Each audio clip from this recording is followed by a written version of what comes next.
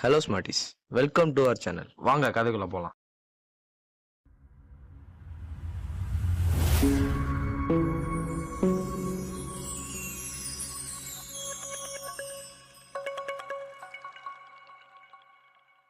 இந்த புக்கில் நம்ம ஆத்தர் பல விஷயங்களை பல கேரக்டர்கள் மூலியமா நிறைய சொல்லியிருக்காரு. வாங்க அந்த கேரக்டரை பற்றி தெரிஞ்சுக்கலாம். நம்ம புக்கோட மெயின் கேரக்டர் ராபர்ட். அவரோட அப்பா தான் புவர் டேட் அப்படின்னு ராபர்ட் சொல்றாரு.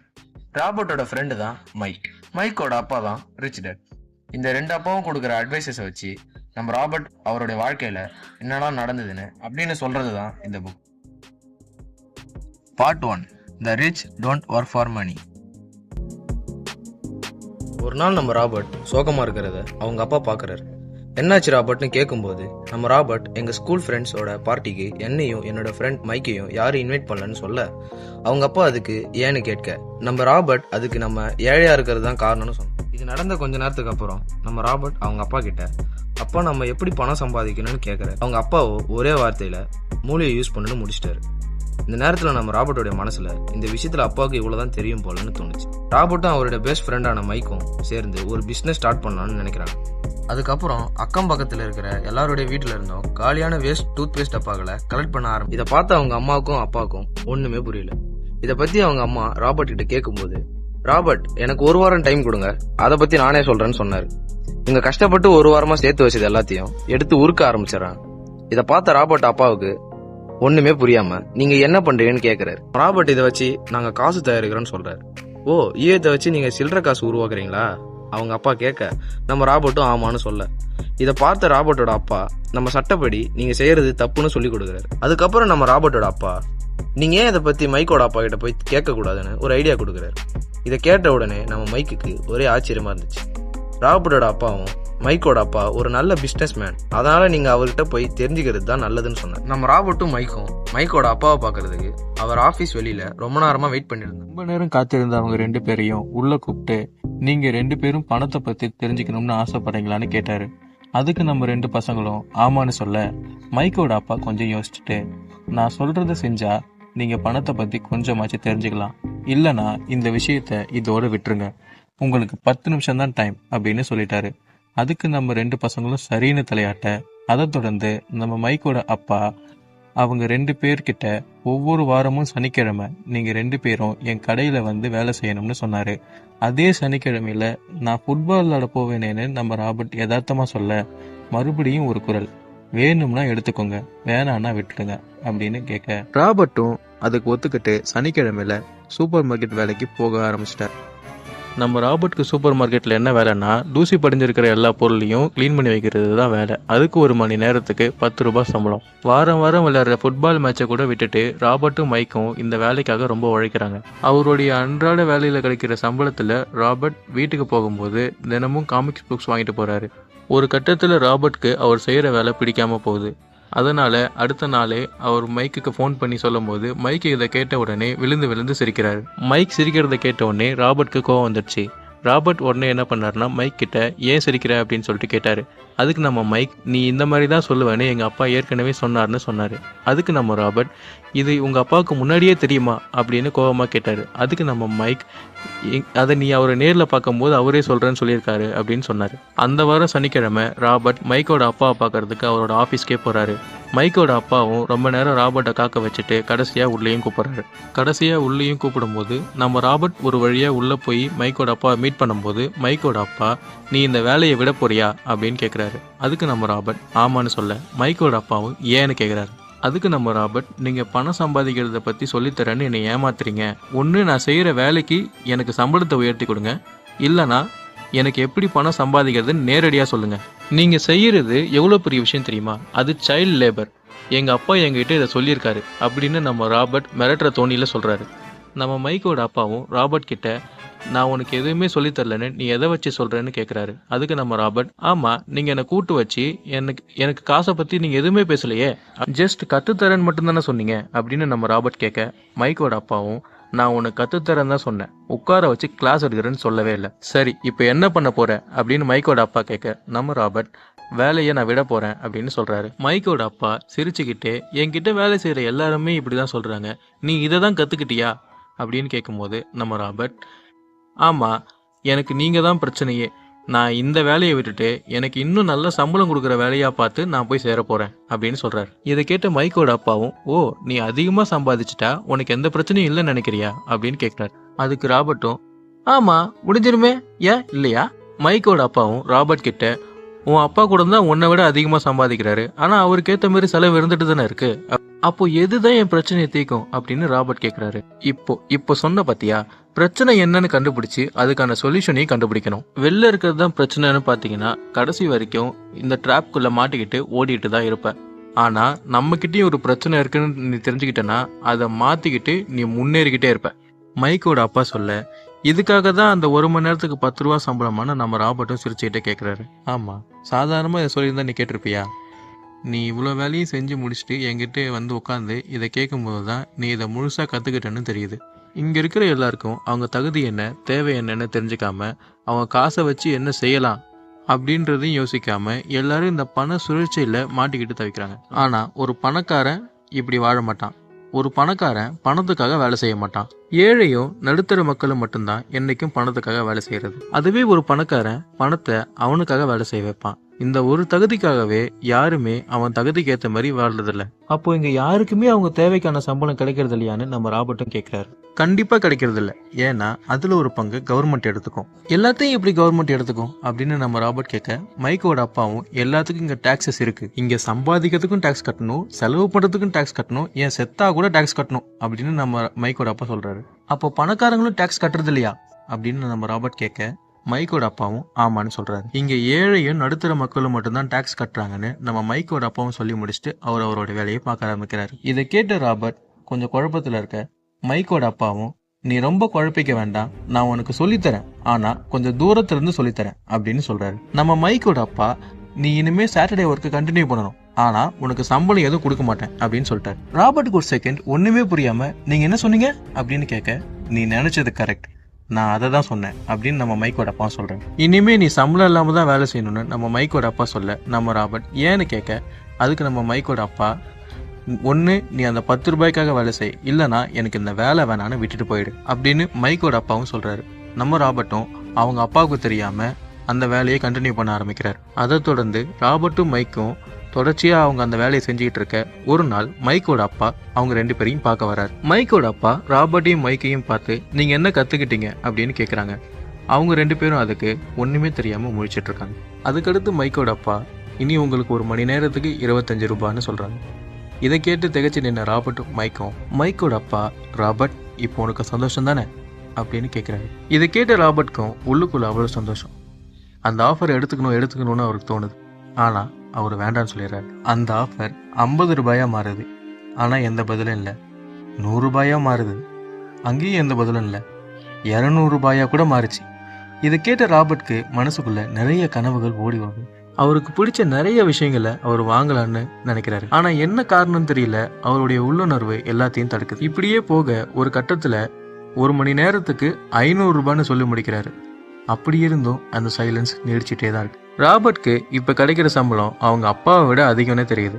இருந்தாலும் ராபர்ட் அமைதியாவே தான் இருக்காரு. இதை பார்த்த மைக்கோட அப்பாவுக்கு பசங்க காசை பத்தி தெரிஞ்சுக்கிட்டாங்கன்னு புரிய வருது. உங்க 2 பேருக்கும் மனசுல நிறைய கனவுகள் வந்திருக்கும்னு எனக்கு கண்டிப்பா தெரியும். நம்மள நிறைய பேர் அந்த ஆஃபரை வாங்கிக்கிட்டு அதுக்காகவே உழைக்க ஆரம்பிக்கிறாங்க. இந்த மாதிரியான லைஃப் ஸ்டைல்லையே இவங்க எல்லாம் மாட்டிக்கிட்டு இருக்காங்க. இதை கேட்டு ராபர்ட்க்கு, இவங்கெல்லாம் நீங்க இப்படி கேலி செய்யறீங்களே, ஆனா இவங்கெல்லாம் உங்களுக்காக தானே உழைக்கிறாங்க அப்படின்னு கோபமா கேட்கிறாரு. அதுக்கு மைக்கோட அப்பாவும், நான் இவங்களை குறை சொல்லல, இவங்க சம்பாதிக்கிறது எப்படி செலவு பண்றது அப்படின்னு தெரியாம தவிக்கிறாங்க. அப்போ இங்க பணக்காரனா இருந்தா மட்டும் எல்லா பிரச்சனையும் முடிஞ்சிருமா அப்படின்னு நம்ம ராபர்ட் கேட்கணும். இதை கேட்ட மைக்கோட அப்பா சிரிச்சுக்கிட்டே, நீ பணக்காரனா ஆகிறதுக்கே நிறைய செலவுகள் பண்ணிட்டு இருப்ப அப்படின்னு சொல்றாரு. இதை கேட்ட ராபர்ட் கொஞ்சம் குழப்பத்துல, நம்ம ஏழையா இருந்தா மட்டும் சந்தோஷமா இருப்போமா அப்படின்னு கேட்கிறாரு. அப்படி இல்லை, நம்ம வாழற வாழ்க்கையில பணங்கிறது கண்டிப்பா வேணும் அப்படின்னு நம்ம மைக்கோட அப்பா சொல்றாரு. இங்க பணம் வேணும் வேணாம் அதெல்லாம் விட்டுருங்க, நம்ம சிந்திச்சு செய்யற செயல்ல தான் அதோட முக்கியத்துவம் இருக்கு. உதாரணத்துக்கு ஒரு டாக்டர் அவருடைய சம்பளத்தை ஏத்தனா அதோடைய விளைவா ஏழைகளான தொழிலாளிகளும் அவங்களுடைய கஷ்டத்தினால அவங்களுடைய வேலை செய்யற இடத்துல போயிட்டு சம்பள உயர்வு கேட்பாங்க. அப்படி இருக்கும்போது கம்பெனிஸ் அவங்களுடைய ரெவன்யூஸை ஏற்றுவாங்க. அதனோட விளைவா கவர்மெண்ட் டாக்ஸஸையும் உயர்த்தும். அப்படி இருக்கும்போது பணக்காரர்கள் ஆயிட்டே இருப்பாங்க, ஏழைகள் ஆயிட்டே தான் இருப்பாங்க. அப்போ எல்லாருக்குமே காசு தேவை தானே. அப்படின்ட்டு நம்ம ராபர்ட்டும் கேட்கிறாரு. மைக்கோட அப்பாவும் ஆமா, ஆனா அது எதுக்கு தேவை, எதனால தேவை, எந்த விஷயத்துக்காகலாம் தேவை அப்படிங்கறதுல நம்ம கவனம் இருக்கணும். இது நம்ம ஸ்கூல்ல சொல்லி கொடுத்திருந்தாலே நிறைய பேர் இங்க பணக்காரங்களா இருந்திருப்பாங்க. அதுக்கேற்ற மாதிரியே விலைவாசிகளும் கம்மியாக தான் இருந்திருக்குமே தவிர அதிகமா இருக்காது. இது எல்லாத்தையும் தெளிவா சொல்லிட்டு நம்ம மைக்கோட அப்பாவும் நீங்க நல்லா யோசிங்க, நல்லா வேலை செய்யுங்க அப்படின்னு சொல்லி முடிச்சுட்டு அவர் அந்த இடத்த விட்டு கிளம்பிட்டாரு. அதை தொடர்ந்து சனிக்கிழமையில அவங்க செய்யற வேலையை அவங்க கண்டினியூ பண்ணிட்டு தான் இருக்காங்க. அடிக்கடி அதை பத்தி பேசிக்கிறது, அடிக்கடி நிறைய விஷயங்கள் யோசிக்கிறதுன்னு அவங்களோட வாழ்க்கையும் போயிட்டே இருக்கு. ஒரு நாளைக்கு அந்த கடையோட ஓனர் அவங்களுடைய காமிக் புக்ஸ் எல்லாத்தையுமே ஃபர்ஸ்ட் பேஜஸ் மட்டும் கிழிச்சு அவங்களோட காமிக் புக்ஸை மறுபடியும் அதே இடத்துல அடுக்கி வைக்கிறத அவங்க 2 பேர் பாக்குறாங்க. இந்த விஷயம் ஏன்னு நம்ம 2 பசங்களும் ஓனர் கிட்ட போய் கேட்கும் போது இந்த காமிக் புக்ஸோடைய டிஸ்ட்ரிபியூட்டர்ஸ் இங்க வராங்கன்னு சொல்றாங்க.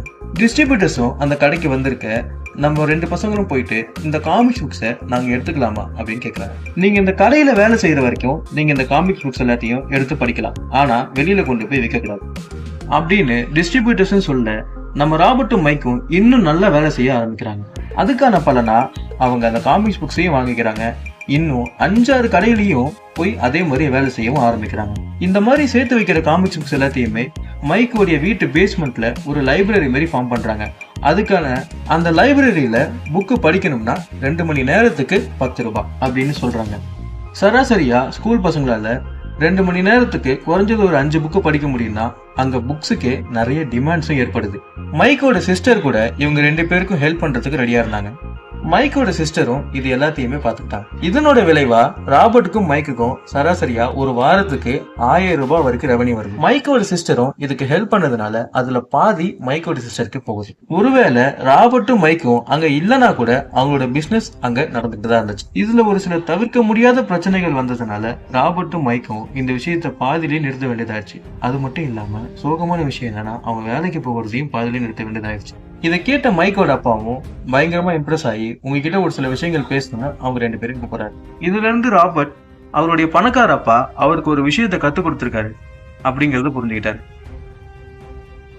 ஒரு கட்டத்தில் மைக்கோட அப்பா அவருடைய மொத்த பிஸ்னஸையும் மைக் கிட்டேயும் ராபர்ட் கிட்டேயும் விட்டுட்டு போயிடுறாரு. மைக்கோட அப்பா அவர் எதிர்பார்க்காத அளவுக்கு மைக் அவரோட பிஸ்னஸை வேற லெவலில் கொண்டு போறாரு. ஒரு கட்டத்தில் ராபர்ட்டும் அவருடைய பிஸ்னஸை பார்த்துட்டு போயிட்டாரு. எப்படி ஒரு மரம் தன்னைத்தானே வளர்த்துக்குதோ அந்த மாதிரி ராபர்ட் சேர்த்து வச்ச சொத்தும் தன்னைத்தானே வளருது. ராபர்ட் கிட்ட வந்து எல்லாருமே உங்களை மாதிரி எங்கள் பசங்களையும் நாங்கள் எப்படி வளர்க்குதுன்னு கேட்குறாரு. அதுக்கு ராபர்ட் நீங்கள் ஃபினான்ஸை கற்றுக் கொடுங்க அப்படின்னு முடிக்கிறாரு. ராபர்ட் என்ன சொல்கிறாருன்னா, நமக்கு ஃபினான்ஸ் நாலேஜ் இல்லைன்னா காசு எடுக்கிறது நிச்சயம்னு சொல்கிறாரு. நீ எவ்வளோ காசு சம்பாதிக்கிறேன்னு முக்கியம் இல்லை, நீ எவ்வளோ காசு வச்சிருக்குன்னு தான் முக்கியம். பெரிய பெரிய ஸ்போர்ட்ஸ் மேனும் லாட்டரியில் ஜெயிச்சவங்களும் காசு எடுக்கிறதுக்கு காரணம் என்னன்னா அவங்களுக்கு ஃபினான்ஸ் நாலேஜ் இல்லை. ரொம்ப ஃபேமஸான ஒரு கிரிக்கெட் பிளேயரு தன்னுடைய 29 வயதிலே எல்லா காசையும் இழந்துடுறாரு. இதுக்கு காரணம் என்னன்னா இங்கே இருக்கிறவங்க யாருமே காசை பற்றி கற்றுக்கிறோம். இங்கே இருக்கிற எல்லாருமே உடனே பணக்கார ஆகணும்னு ஆசைப்பட்றாங்க. ஆனால் பணத்தை பற்றி தெரிஞ்சுக்கணும்னு சொன்ன உடனே எல்லாருமே சுகமாயிடும். இது ராபர்ட்டுக்கு அவரோட பணக்கார அப்பா ஒரு விஷயம் சொல்லித்தரார். அதாவது உன் சொத்துன்றது என்ன, உன் கடன்ன்றது என்ன, இது 2த்துக்கும் இருக்கிற வித்தியாசத்தை முதல்ல தெரிஞ்சுக்கணும்னு சொல்றாரு. ராபர்ட்டோட பணக்கார அப்பா எல்லா விஷயத்தையும் சிம்பிளாக வச்சுக்க ட்ரை பண்ணுவார். இதுக்கு ஒரு ஃபார்முலா வச்சிருக்காரு. அது என்னன்னா kiss which is simple it stupid. அதாவது எதுவாக இருந்தாலும் சிம்பிளாக வச்சுக்கோங்கன்னு சொல்கிறாரு. எப்போவுமே உன்னுடைய எண்ணங்களை நீ புரிஞ்சுக்க கற்றுக்கோ. அதில் முக்கியமாக நீங்கள் என்ன கற்றுக்கணும்னா காசு எங்கே போகுது எங்கே வருது, உன்னுடைய வருமானம், உன்னுடைய சொத்து, உன்னுடைய கடன், காசு எங்கே போயிட்டு எங்கே வருது, இதை பற்றிலாம் நீங்கள் தெரிஞ்சுக்கணும். நம்மளுடைய வருமானம், நம்மளுடைய செலவு, இதை பற்றி நம்மளுக்கு தெரியும். ஆனால் நம்ம சொத்தும் நம்ம கடன் பற்றி நம்ம தெரிஞ்சுக்கணும். ராபர்ட் என்ன சொல்ல வர்றாருன்னா, எது நம்ம கைக்கு காசு கொண்டு வருதோ, காசு அதிகமாக்குதோ அதான் சொத்துன்னு சொல்கிறோம். நம்ம கையை விட்டு எடுக்கிற காசு தான் கடன்னு சொல்கிறாங்க. இப்போ அதுக்கு எக்ஸாம்பிள் என்னென்னா, இப்போ ஒரு ஏழைன்னு எடுத்திங்கன்னா அவனுக்கு வருமானம் வரும். ஆனால் அந்த வருமானத்தில் அந்த செலவு வருமானத்தை ஃபுல்லாக அழிச்சுது. இது அவன் கடனுக்கும் போகிறதில்ல, சொத்துக்கும் போகிறதில்ல. ஆனால் இதுதான் ஏழையோட அன்றாட வாழ்க்கையாக இருக்குது. இதுவே ஒரு நடுத்தர மக்களோட வாழ்க்கை எடுத்திங்கன்னா அவனுக்கு சொத்து கம்மியாக இருக்கும், அவனோட வர காசு எல்லாமே கடனுக்கே போயிடும். இதுவே பணக்காரன் எடுத்திங்கன்னா அவனோட சொத்து எல்லாமே அதிகமாக தான் இருக்கும், அவனோட கடன் கம்மியாக தான் இருக்கும். இதனால் என்ன ஆகுதுன்னா அவனுடைய சொத்தே அவனுக்கு வருமானம் அதிகமாகுது. நம்ம படிப்பில் வெற்றி பெற்றாலும் அது நம்ம வாழ்க்கைக்கு சம்மந்தமே இல்லாமல் இருக்கு. இதுக்கு என்ன காரணம்னா இந்த 3 விஷயத்தை பற்றி யாருக்குமே எதுவுமே தெரியல. யார் பணக்காரன், யார் ஏழை, யார் நடுத்தர மக்கள். இங்கே அது மட்டும் இல்லை, டேக்ஸும் இருக்குது. இதுக்கு அடுத்த டேக்ஸ் என்னன்னு பார்த்தீங்கன்னா வீட்டுக்கு ப்ராப்பர்ட்டி டேக்ஸ் கட்டணும். இது மட்டும் இல்லை, வீட்டுக்கு நீங்கள் அதிகமாக பொருள் வாங்கக்கும் டேக்ஸ் கட்டணும். நீங்கள் குழி தோண்ட ஆரம்பித்து அதில் மாட்டிக்கினேன்னு நினச்சிங்கன்னா முதல்ல குழி தோண்டதை நிறுத்துங்க. ராபர்ட்டோட பணக்கார அப்பா அவருக்கு 3 விஷயம் கத்து தந்திருக்காரு. அதாவது உன்னுடைய வாள், உன்னுடைய கண்ணாடி, உன்னுடைய நகைகள். இது 3தோட பவரை நீங்க தெரிஞ்சுக்கணும். அதாவது வாள் என்ன குறிக்குதுன்னா நம்மளுடைய பலத்தை குறிக்குது. அதாவது நகை என்ன குறிக்குதுன்னா அவரோட சொத்துக்களுக்கு. இது 2 விட முக்கியமான ஒண்ணு கண்ணாடி. அந்த கண்ணாடியில என்ன தெரியும்னா நாம தான் தெரியும். Believe in your self. அதாவது நம்மளை பத்தி நம்ம தெரிஞ்சுக்கணும். ராபர்ட் அவரோட சின்ன வயசுல அவரோட பணக்கார அப்பா கூட நிறைய மீட்டிங் அட்டன் பண்ணியிருக்காரு. சொல்ல போனா ஸ்கூல்ல கத்துக்கிறத விட மைக்கோட அப்பா கிட்ட நிறைய விஷயங்களை கத்துக்கிறாரு. ஒரு வீடை வாங்கணும்னா நம்ம வாழ்க்கையில 3 விஷயங்களை இழந்துடும். ஃபர்ஸ்ட், நேரம். கடன் ஒன்று வாங்கிட்டு அதை அடைக்கவே பாதி வாழ்க்கையை இழந்தார். 2வது, காசு. சேர்த்து வைக்கிற காசை விட்டுட்டு அதை ஒன்றுத்து மேலே செலவு பண்ணிடுறாங்க. அதனால காசை இழந்துடுறாங்க. 3வது, அறிவு. அந்த அறிவை பயன்படுத்துறதை விட்டுட்டு வாங்கின கடன் அடைக்க எது நடுத்தர மக்களுக்கு கஷ்டம்னு தெரியுதோ அது பொருளாதார கல்விக்கு அந்த அளவுக்கு கஷ்டமா தெரியல. கடைசி வரைக்கும் அந்த 3 பேருக்கும் மாற்றி மாற்றி வேலை செய்கிறாங்க. முதல்ல கம்பெனி. யார் அவங்களுக்கு சம்பளம் தராங்களோ அவங்களுக்காக ரொம்ப நேரம் வேலை செய்கிறாங்க.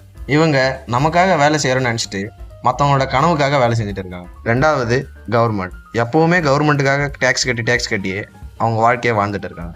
3வது, பேங்க். அந்த பேங்க்ல கடனை வாங்கி அந்த கடனை அடைக்கணுமேனு சொல்லிட்டு எல்லாரும் வேலைக்கு போகிறாங்க. இப்படி மற்றவங்களுக்காக வேலை செய்கிறத விட்டுட்டு நமக்காக வேலை செஞ்சோம்னா நம்ம வாழ்க்கையில் நல்லா சம்பாதிக்கலாம்னு ராபர்ட் சொல்கிறார். இப்போ நீங்கள் செய்கிற வேலையை விட்டுட்டீங்கன்னா எத்தனை நாளைக்கு நீங்கள் உட்காந்து சாப்பிட முடியும் அப்படின்னு ராபர்ட் யோசிச்சு சொல்கிறார். Think smart, live smart. இந்த புக்கை ஃபுல்லாக படிக்கணும்னு ஆசைப்பட்டீங்கன்னா டிஸ்கிரிப்ஷனில் லிங்க் இருக்குது, வேணா ட்ரை பண்ணி பாருங்கள். இந்த மாதிரி நிறைய விஷயங்களை தெரிஞ்சுக்க நம்ம சேனலில் ஃபாலோ பண்ணி